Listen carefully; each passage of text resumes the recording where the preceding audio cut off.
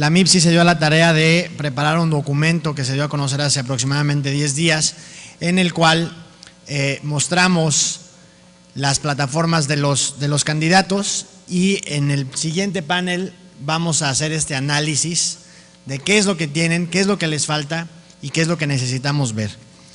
Para este panel invito a que nos acompañen, apenas saquen la foto del recuerdo, invito a que nos acompañen Jorge Vega, vicepresidente de Relaciones con Gobierno de la Asociación Mexicana de Internet, Mauricio Braverman, vicepresidente ejecutivo, Antonio Cortés, consultor de CGMPS, León David Pérez Hernández, consultor de Propulsar, Luis Miguel Martínez de la Universidad Iberoamericana y al mismo tiempo de Internet Society México. Les pido por favor vayan pasando a sus asientos. Pues muy bien, ya les iba yo diciendo que esta es una mesa en la cual se hizo un análisis de las plataformas electorales, y sin juzgar quién está mal o bien, lo que sí les puedo yo decir es que ninguno de los documentos es exhaustivo y por lo tanto todos son mejorables. Y para esto, bueno, pues vamos a platicar con estos expertos sobre qué es lo que realmente les falta a estas plataformas y qué debemos nosotros como usuarios de Internet estar empujando. Para eso voy a pasar la palabra directamente, les voy a pasar primero el micrófono, por allá hay uno y por acá otro para que lo tengan, pero le voy a pasar la palabra directamente a Jorge Vega, quien nos va a platicar de los temas regulatorios en ese sentido. Pero, perdón, antes de eso le voy a consultar a Antonio Cortés qué es lo que encontramos en este documento del que les platicaba, qué hallazgos tuvimos y cómo son mejorables, lo veremos después. Toño. Gracias, Julio. Buenas tardes a todos. Pues sí, la importancia de estos temas y el desarrollo que ha venido teniendo a lo largo de estos años nos llevó a la tarea de hacer un análisis de cuáles son las propuestas que hacen los partidos políticos en sus plataformas electorales. Tenemos al día de hoy registradas 4 plataformas electorales: la del Partido Acción Nacional, la de la coalición PRI-Partido Verde, la de la coalición PRD-PT Movimiento Ciudadano y la del Partido Nueva Alianza. En un principio eran 3 plataformas electorales, pero ya sabemos cuál fue el desenlace de la coalición PRI, Verde y Nueva Alianza. Nueva Alianza tomó su rumbo y propuso a su propio candidato presidencial. Ahora hay que tomar en cuenta que estas plataformas electorales son las plataformas que registraron los partidos ante el IFE como propuestas para este proceso electoral federal. Y es importante esto porque además de que son las propuestas de los candidatos a presidente, también son las propuestas de los partidos para el Congreso, para la Cámara de Diputados y la Cámara de Senadores. Es decir, además de que de aquí, de esas plataformas, van a derivar las políticas públicas, los planes y los programas de gobierno, también pueden derivar una serie de iniciativas que se presenten en el Congreso de la Unión para impulsar esos temas relacionados con tecnologías de la información e Internet. No me gustaría hacer una mención exhaustiva de cada una de las propuestas porque son bastantes, pero sí destacar las más importantes. Por ejemplo, empezando por el Partido Acción Nacional. Tenemos que el PAN hizo un listado de propuestas en diferentes temas. Hace rato decía Santiago Gutiérrez que no hay actividad humana que hoy no haya sido impactada por el Internet y por las tecnologías de la información. Entonces, lo que hace el PAN es que de todas estas actividades y rubros de gobierno, por ejemplo, salud, educación, seguridad pública, cultura, hace propuestas específicas para el uso y la aplicación de tecnologías de información e Internet. Por ejemplo, en el caso de seguridad pública, que como todos sabemos es un tema que ha sido de gran importancia para el actual gobierno, propone el uso de las redes sociales para la denuncia anónima, el uso de tecnologías de la información para la inteligencia del Estado mexicano. Propone también el uso de las tecnologías de la información para la educación, para la salud, para la cultura. Propone el uso de Internet en las bibliotecas. La propuesta del PAN es más transversal, no propone una instancia que coordine todas estas políticas en materia de tecnologías de información, sino que lo maneja por temas. A diferencia del PRI, por ejemplo, que sí propone una instancia coordinadora de las políticas públicas en materia de ciencia y tecnología, pero haciendo énfasis en las tecnologías de la información, en educación, en salud, en cultura y en desarrollo económico. Entonces, el PRI propone una instancia que coordine todas estas cuestiones de ciencia y tecnología, incluidas las tecnologías de la información. También el PRI es el único partido que, al menos en su plataforma electoral, menciona la creación de una agenda digital, que incluya todos estos temas y que articule las políticas públicas que van a regir en caso que lleguen al gobierno. El PRD centra su propuesta en el acceso universal a Internet y en llevar y elevar a rango constitucional el derecho al Internet, que ya se comentó en el panel anterior, pero el PRD centra su propuesta en eso y también centra su propuesta en la disminución de costos, en la competencia en el mercado. El PRI también lo hace, el PRI también habla de reducir los costos, de elevar la competencia, y finalmente Nueva Alianza enfoca, al menos en su plataforma electoral, habla mucho de las tecnologías de la información aplicadas a la educación. Esa es su propuesta central. En el debate el candidato habló del derecho a Internet, también a nivel constitucional, pero eso ya en el debate. En la plataforma electoral, Nueva Alianza es el que menos propone, al menos en este documento, ¿no? Muy bien, muchas gracias, Toño. Creo que entonces coincidimos en que hay todavía algunas áreas de oportunidad para estas propuestas de agenda propuestas de plataforma y también de lo que se mencionó en el debate, ¿cierto? Definitivamente, y además no hay que perder de vista que el Ejecutivo Federal actual presentó una propuesta ya de agenda digital, la industria presentó una propuesta de agenda digital junto con el Congreso.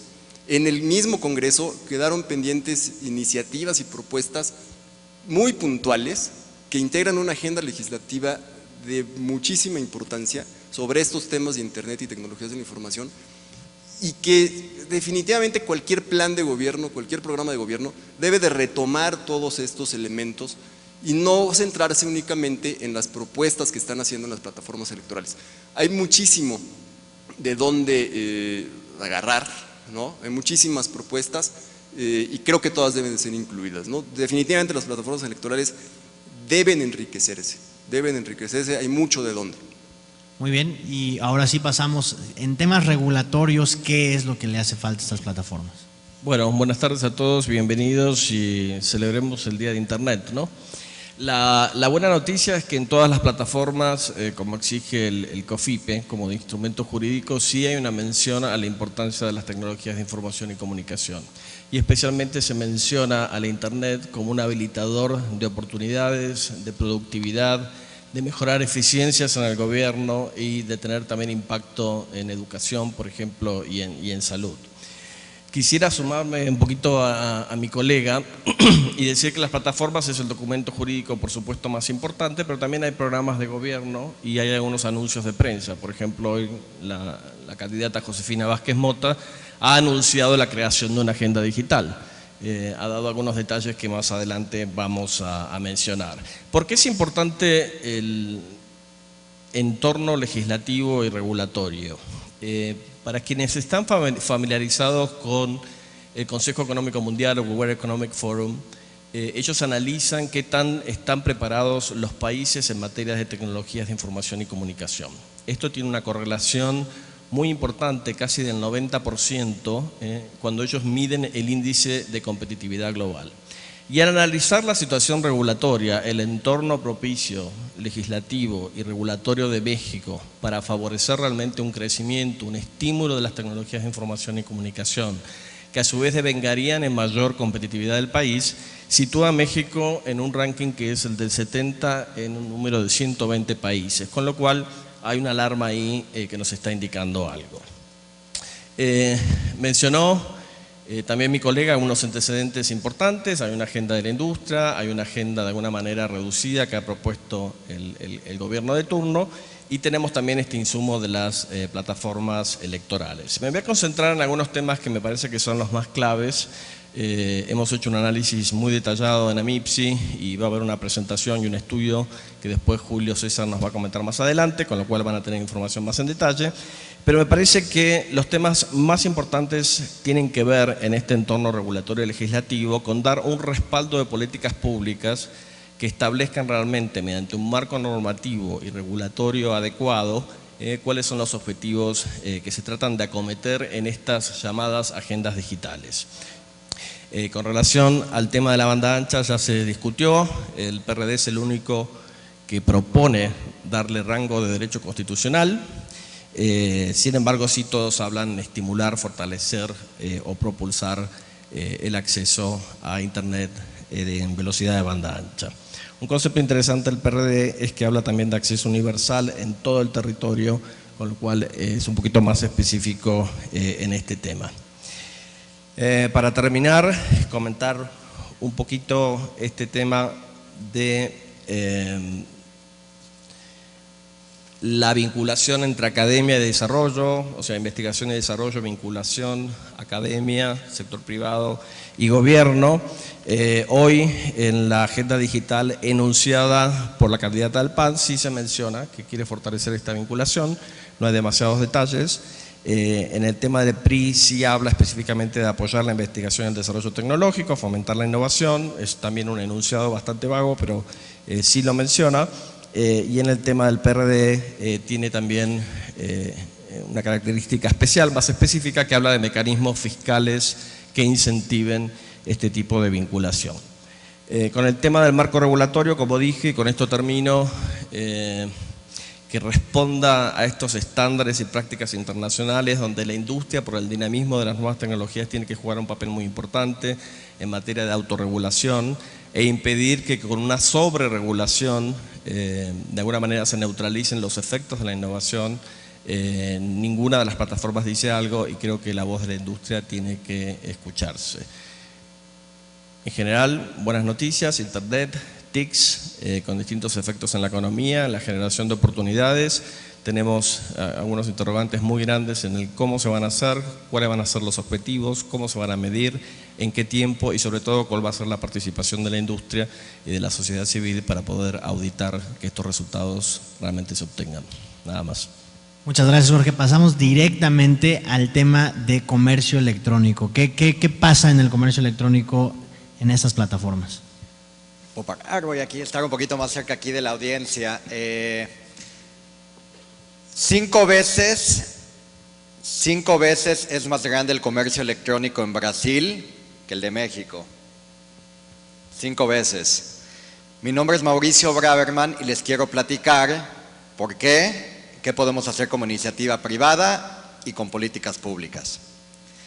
Bueno, básicamente yo dividiría las razones en 3.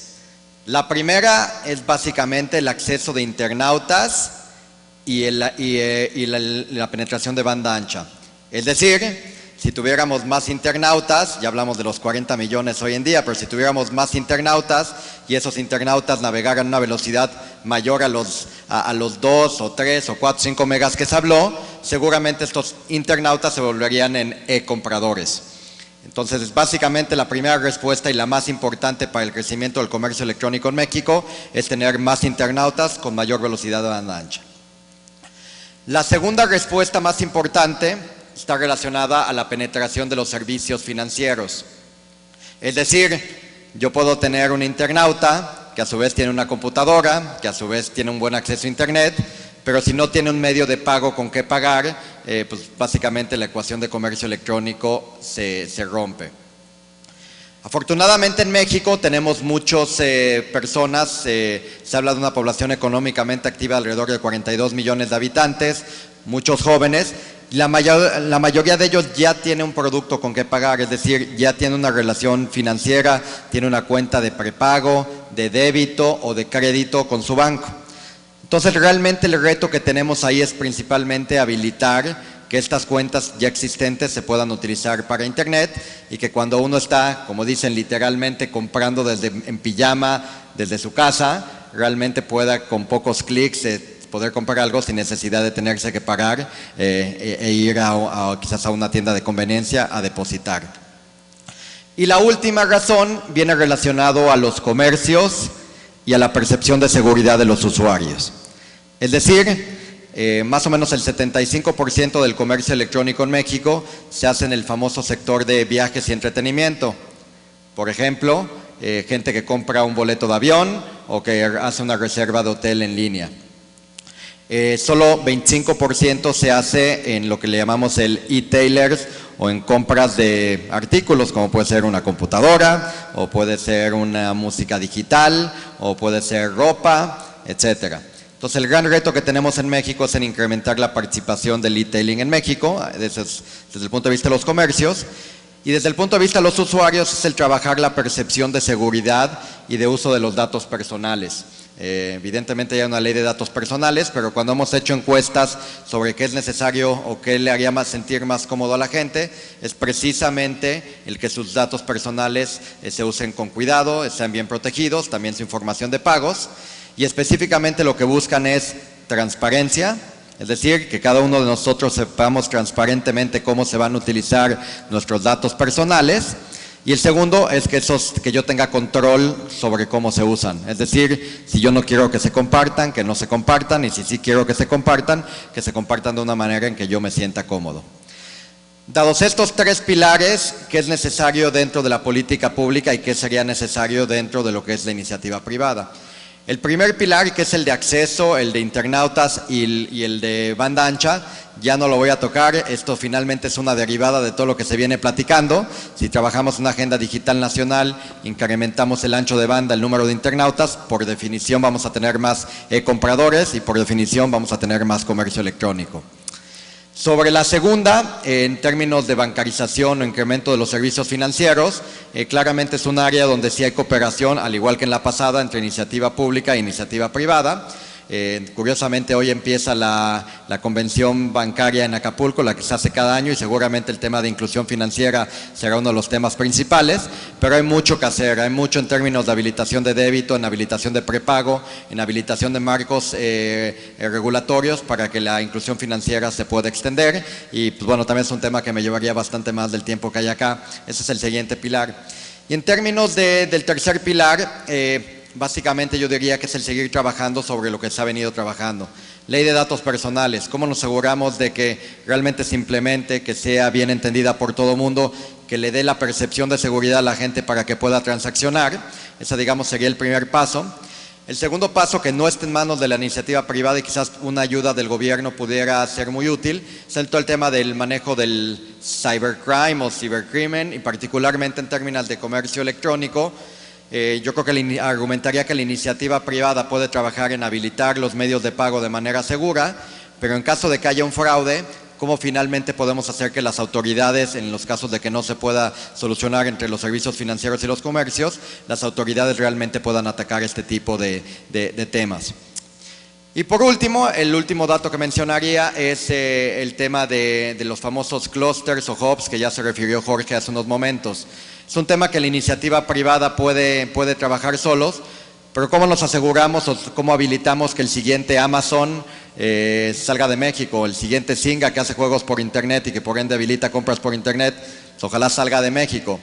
Y esto es un trabajo mucho más complicado que quizás inclusive los otros. Implica cooperación entre la academia, la iniciativa privada, implica una labor de coordinación muy importante entre los gobiernos y este tipo de círculos, implica un sistema de capital de semilla de tal manera de que alguien que genera una buena idea y logra convencer que tiene mercados para su idea, realmente esta persona o este estudiante, como cualquiera de ustedes, pueda tener las estructuras tanto de la academia como de capital, como de inversión, como salida de esa inversión que les permitan a ustedes innovar y también tener resultado con sus innovaciones, como sucede en otros lugares como Silicon Valley.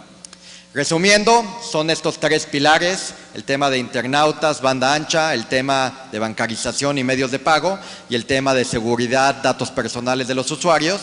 ¿Cómo lo atacamos? Creo que es un tema compartido entre iniciativa privada e iniciativa pública. Por un lado vemos con mucho gusto que el tema de ADN viene incluido en las tres plataformas con mayor o menor nivel de profundidad, pero en temas específicos quizás de comercio electrónico es algo que todavía no está muy profundizado en las plataformas, y quizás con este tipo de ideas y con este tipo de estudios que se han hecho, pues podamos comenzar un poquito más de profundidad.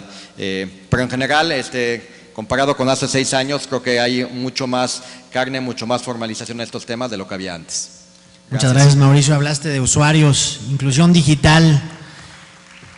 ¿Qué tenemos que ver en este tema de inclusión digital? Y también no solamente se trata de navegar, sino de navegar educados. Luis Miguel. Bueno, pues lo que vemos en las propuestas de los candidatos tiene que ver, como ya se mencionaba, con el acceso universal a las tecnologías y la reducción de la brecha digital. En particular, la brecha digital pues surge de dos partes, ¿no? De la parte netamente de la infraestructura, del acceso a una infraestructura por razones técnicas o económicas, y el acceso a la tecnología, al contenido, por una brecha que tiene que ver estrictamente con motivos culturales. Entonces, bueno, sin particularizar en ninguna de las propuestas que tenemos, pues sí es preocupante que de la noche a la mañana empiezan a surgir múltiples agendas digitales cuando recién la COFETEL y la Secretaría de Comunicaciones y Transportes pues anuncian una agenda digital, y eso pues viene a complicar el panorama de establecer un plan único en el país para desarrollar las tecnologías de información y comunicación en el corto plazo. En particular, se retoma un poco la idea de la Internet Society, de Internet para todos, y ahorita regreso a esta parte. La inclusión digital, pues bueno, empieza en todos los sectores de la sociedad. En estas agendas digitales, como ya se ha platicado, bueno, pues surgen temas como el turismo, la prevención del delito, surge también el comercio digital. Es interesante hablar de lo que hoy sucede en Twitter, donde pues al menos 2 candidatos hablan sobre la brecha digital y sobre la celebración del Día de la Internet, ¿sí? Y bueno, pues al hablar de educación y considerando que ahí comienza la inclusión digital y la parte cultural de la Internet, pues se habla de temas que han sido recurrentes en el espacio público sobre la Internet, que tienen que ver con el acceso a bibliotecas, ¿sí? O extender el acceso al patrimonio cultural. Recordemos que tenemos los referentes de otros países en Latinoamérica donde la Internet es una plataforma creativa, no solamente de acceso, sino ya es una plataforma de creación de contenidos, y eso no se ve reflejado en los espacios digitales. Seguimos pensando, como hace 10 años, en que son espacios para el consumo en lugar de la producción, y eso puede ser un problema a largo plazo, porque nos puede relegar a ser la parte consumidora y no la parte productora. Se habla recurrentemente del tema de la banda ancha, y el tema de la banda ancha solo ataca este problema que tiene que ver con la infraestructura, no ataca directamente problemas de aprovechamiento de la banda ancha, e incluso, bueno, pues cómo va a llegar la banda ancha a lugares donde aún no llega la electricidad en el país. Se retoma este punto de los niños y el uso de la Internet para mejorar la educación, ¿sí? Y bueno, pues esto va a traer una serie de complicaciones, porque bueno, por todo el pasado que hay respecto a la educación y las TICs, ¿sí? Y bueno, pues eso lo tendrá que retomar cualquiera de los candidatos que sea elegido presidente o presidenta, ¿sí? Para la construcción de un nuevo espacio para la educación basado en la tecnología. Aquí resalta el punto de no solamente mejorar la base tecnológica instalada en las escuelas públicas del país, sino reformar los planes de estudio para considerar la tecnología. Y bueno, pues esta reforma comenzó hace muchos años, ¿sí?, con todos los planes que tiene la Secretaría de Educación Pública. Y pues el punto que aquí vemos como complicado es esta idea del Internet para todos, ¿no? Porque el tener Internet para todos implica un compromiso social que va más allá de la voluntad de ponerlo en un documento. ¿Por qué? Porque requiere que la sociedad se involucre en llevar el Internet a todos los lugares, ¿no? ¿Sí? Y de nuevo nos recuerda que la brecha digital no es solamente un problema de infraestructura, no es un problema de poder comprar una computadora. ¿Sí? Hay quien propone pues, que las computadoras se abaraten de precio y bueno, pues se van a volver bonitos pisapapeles mientras no haya alguien que llegue y les enseñe a utilizar estas computadoras en la creación de contenidos. Entonces, para que realmente el Internet sea para todos, debemos de cambiar de paradigma de pensamiento, tener un pensamiento más estratégico y pensar en que para poder tener un comercio electrónico diseminado y para que la gente pueda aprovecharse de los beneficios de la sociedad de la información, pues realmente tiene que perderle el miedo y entrarle a utilizar la Internet con o sin ayuda de otras personas. Sí. Bueno, pues muy bien, pues escuchamos muchas cosas, muchas gracias Luis Miguel. Y bueno, lo primero que obviamente surge es que para todo esto se requiere de coordinación. ¿Cómo nos vamos a coordinar para esto? León David. Muchas gracias a la MIPSI, gracias por invitarnos. Buenas tardes a todos, feliz día de la Internet. Bueno, yo me centraría en algunas preguntas. Me gusta empezar por las conclusiones. Una de las conclusiones o preguntas que me llevan a conclusiones sería: ¿cómo vemos a las TIC en nuestro país? Si las vemos como algo estratégico o como algo no estratégico. Lo que el gobierno hace hoy para el desarrollo basado en las TICs es suficiente, sería otra pregunta que yo me hice antes de subir a este foro. ¿Hay elementos suficientes para pensar que esto va a cambiar en la próxima administración? Si sí o si no, ¿qué hacemos? Y bueno, les quiero compartir un poco esas reflexiones, esas respuestas que yo mismo doy. Lo que primero mencioné de las TIC como un tema estratégico, como una herramienta estratégica, yo creo que este país no ve a las TIC como una herramienta estratégica. Y lo veo desde los hogares de mis amigos y amigas, ¿no? Que se oyen frases como: yo les dejo a mis hijos usar 40 minutos la computadora y si se portan bien y hacen la tarea, ¿no? En vez de pensar que quizá podrías ayudarles a que hagan la tarea usando el acceso a Internet o la computadora.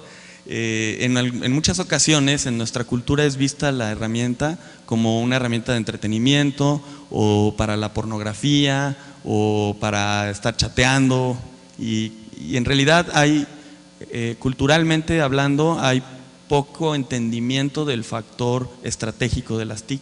Lo vemos también en las empresas.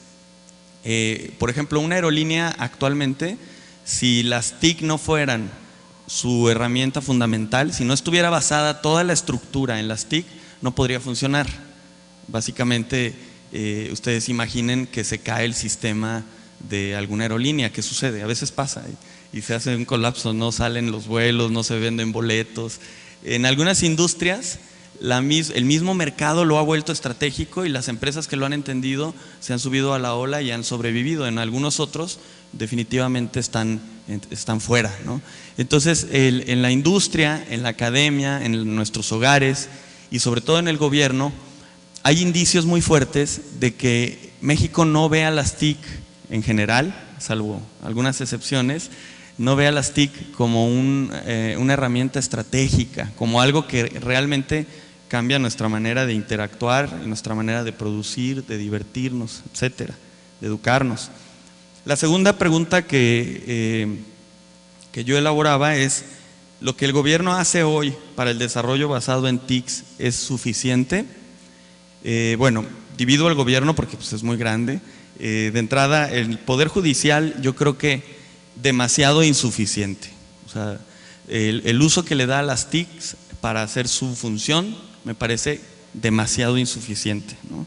En realidad, si ustedes se fijan, muchos de los procesos que tienen que ver con la justicia en nuestro país se siguen haciendo en papel, los papeles se pierden, a veces no está la persona que tiene que firmar el documento o el sello o qué sé yo, y es un sistema demasiado arcaico que no está utilizando a las TIC como una plataforma esencial. En algunos estados empieza a cambiar eso, en el gobierno, incluso en el Poder Judicial de la Federación hay algunos esfuerzos, pero lo que yo digo es que es demasiado insuficiente lo que se hace. En el legislativo, quizá no demasiado, pero me parece muy insuficiente. Algunos legisladores entienden de tecnología, están en eso, pero la inmensa mayoría de los más de 600 legisladores que tenemos en este país, en el gobierno central, son analfabetas digitales que van y están frente a una curul y levantan la mano cuando les dicen que levanten la mano y entienden poco de tecnología, pero además de entender poco de tecnología, entienden muy poco de cómo la tecnología podría apuntalar el desarrollo del país o detonarlo. Eso es lo más grave, ¿no?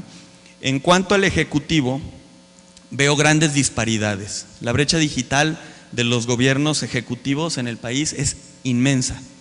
La firma en la que yo trabajo nos dedicamos a hacer algunas mediciones y por eso les puedo decir con conocimiento de causa que, por ejemplo, en cuanto a los ayuntamientos, hay algunos ayuntamientos del país, muchos, estoy hablando de cerca del 22%, que no tienen ni siquiera un sitio web digno de un gobierno municipal. Entonces, de 2.500 es un gran porcentaje, ¿no? Es un gran número. Sin embargo, hay algunas muy honrosas excepciones, por ejemplo, el caso de Zapopan, que es un ayuntamiento aquí de la zona conurbada, para quienes vienen de fuera, es un excelente caso que vale la pena mencionar, ¿no?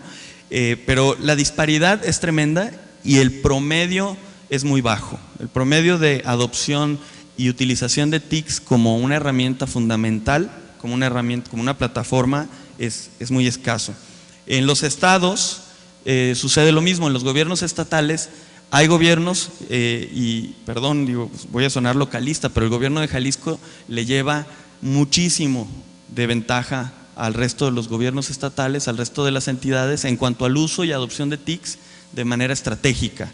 Y sin embargo vemos otros estados que, hay tantos que no quisiera mencionar uno porque es muy feo tener esa posición, pero hay muchos estados en donde si le preguntas al gobernador qué son TICs, a lo mejor no sabe, ¿no?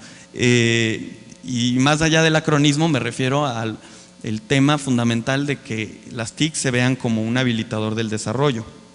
Es muy grave el atraso en los gobiernos estatales y en el gobierno federal. Yo creo que este sexenio se ha hecho mucho, pero también me parece insuficiente, ¿no? Tuve oportunidad de trabajar en el gobierno federal este sexenio y desde dentro también he sido crítico y ahora que estoy fuera más crítico todavía. Y la verdad es que sí, el gobierno federal nos ha quedado a deber bastante como sociedad. Sin embargo, sí es muy superior lo que este sexenio se ha hecho comparado con otros sexenios. Quizá también sea una tendencia natural de este proceso de adopción de las TICs, pero una cosa que yo le valoro mucho al gobierno federal es que por fin logramos publicar una agenda digital que tiene mucha validez porque la publica el gobierno federal. Es cierto que hay otros esfuerzos de agenda digital, pero más bien fueron los que picaron las costillas o atizaron el avispero para que sucedieran otras cosas. En realidad, para ser muy honestos, el principal usuario de TICs de este país, el principal consumidor y usuario de TICs de este país por mucho es el gobierno federal. Sigue siendo un país bastante centralista y es por naturaleza y por sus atribuciones el gobierno federal es quien lidera a este país, quien apuntala a este país en su parte más estructural en cuanto al rumbo de en las TICs como motor del desarrollo. ¿Por qué es importante entonces la agenda digital? Porque sienta las bases, es insuficiente, le falta, pero ya hay un primer documento. Esto obliga O sea, ya me parece curioso que los candidatos apenas empiezan a hablar del tema, cuando pues ya en realidad hace un par de meses se publicó la agenda digital y es oficialmente la agenda digital del gobierno federal y por lo tanto del país. Y bueno, Enrique Peña menciona que van a hacer una agenda digital, lo acaba de hacer Josefina Vázquez también en ese sentido, pero no la tienen que hacer, tienen que mejorar la agenda digital, ya existe. Alguien que les diga, por favor, algún asesor cercano que se acerque y les diga que ya existe una agenda digital en este país y aunque es bastante mejorable, pues ahí está. Y concentra además mucho de lo que otros sectores han opinado respecto a la agenda digital. La siguiente pregunta que me hice fue si hay elementos suficientes para pensar que esta insuficiente adopción que el país tiene hacia las TIC como factor de desarrollo parezca que va a cambiar en la siguiente administración. La respuesta es que no. Analizamos las plataformas electorales, analizamos las propuestas de los candidatos y son muy malas. Son en general, porque no parecen además esfuerzos integrales, parecen una serie, como en casi todo, en energía, en productividad, en educación, en salud, parece como una serie de promesas con muy buena intención, pero sin mucho sustento. Y también casi no se meten a los cómo, porque pues es muy fácil decir que vamos a lograr 60% de internautas en este país, pero otra cosa es cómo hacerlo y hacerlo, ¿no?